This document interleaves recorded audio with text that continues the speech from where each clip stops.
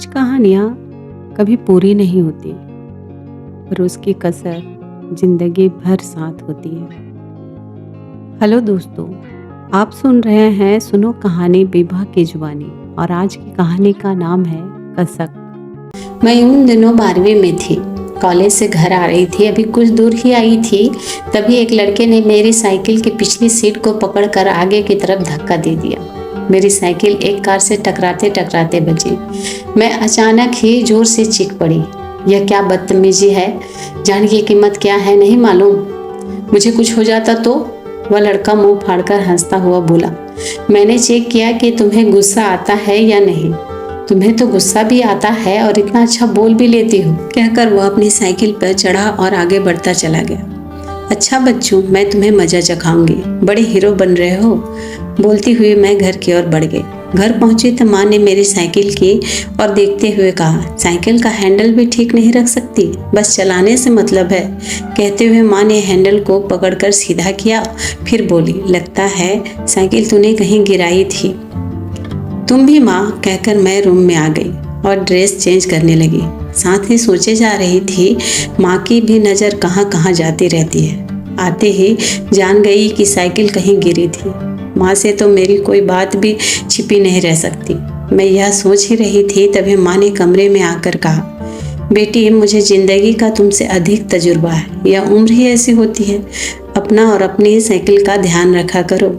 माँ यह कहकर ड्रेसिंग रूम में जाकर टीवी देखने लगी। अगली सुबह जब मैं कॉलेज आई तो उस लड़की की साइकिल स्टैंड में खड़ी थी। मैंने एक पहिए की हवा निकाल दी और चुपचाप क्लास में चली गई। शाम को घर जाने के लिए क्लास से निकली तो वह लड़का दरवाजे से कुछ दूरी पर मुझे नजर आ गया। उसने गुस्से से मुझे 1-2 बार देखा, फिर अपनी साइकिल घसीटते हुए गेट की ओर बढ़ गया। मुझे उसकी हालत पर हंसी आ गई। मैंने घर पहुंचकर जब कॉलेज ड्रेस उतारी तो देखा च्युइंगम ड्रेस पर चिपका हुआ है और उसके साथ एक कागज का टुकड़ा भी है।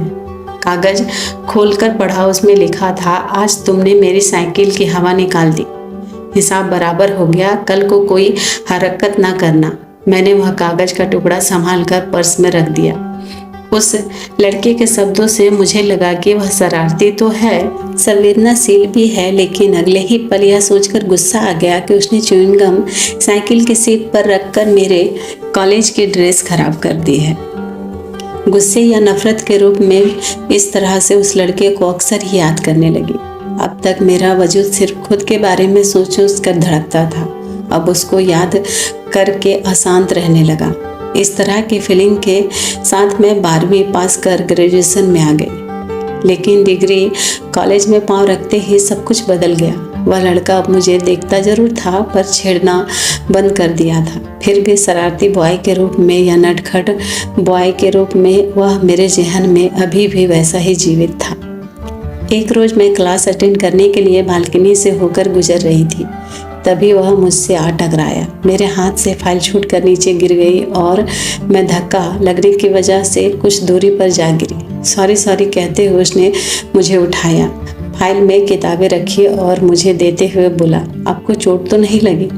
नहीं, आपने जानबूझकर थोड़े ही कुछ किया है, अनजाने में हो गया, इसमें सॉरी बोलने की क्या ज़रूरत है, कहकर मैं क्लास की ओर बढ़ गई और वह मुझे जाते हुए देखता रहा।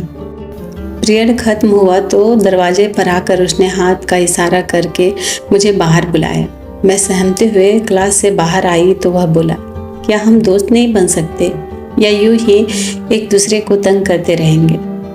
इसका एक अपना अलग ही मज़ा है। हम शरारत और छेड़छाड़ के माध्यम से ही तो एक दूसरे से मिले थे, जरूर कोई मकसद होगा इस मिलने का। क्या मकसद हो सकता है? मैं सहसा मुस्कुरा पड़ी। यही तो मुझे पता नहीं है ना, कहकर मैं अचानक ही शर्मा गई। फिर आंखें नीचे किए हुए बोली, देखो अनुज, फ्रेंडशिप में अंतर्गतता के 2 ही कारण होते हैं, दिली लगाव और नफरत। इन दोनों ही स्थिति में व्यक्ति हर पल दिलो दिमाग में बसा हुआ होता है। तुम्हें क्या लगता है, हम में लगाव है या नफरत? अनुज ने मुझे देखते हुए कहा तो मुझे हंसी छूट पड़ी। दिली लगाव हो सकता है, नफरत और प्यार में रत्ती भर का ही अंतर होता है। तभी तो तुम्हारा नाम आज मेरे होठों पर आ गया। मेरे कहते ही अनुज सहम गया। उस अंतर को हम मिटा नहीं सकते। आखिर क्या है ये वह अंतर? हम प्यार को संभाल पाएंगे या नहीं? विरोध का सामना कर सकेंगे या नहीं, बस यही तो है अंतर, कहकर मैं क्लास में चली गई। मेरा मन आज पहली बार इतना उत्साहित था। अनुज मेरे रूम में बस गया था। पढ़ते, सोते, जागते, यानी हर पल अनुज की यादें ही मन में रहती। मैं शाम को घर आई तो माँ बोली, तुम्हारे पर्स से मैंने यह कागज का टुकड़ा निकाला है। कौन है लड़का जिसके साइकिल की हवा तुमने निकाली है?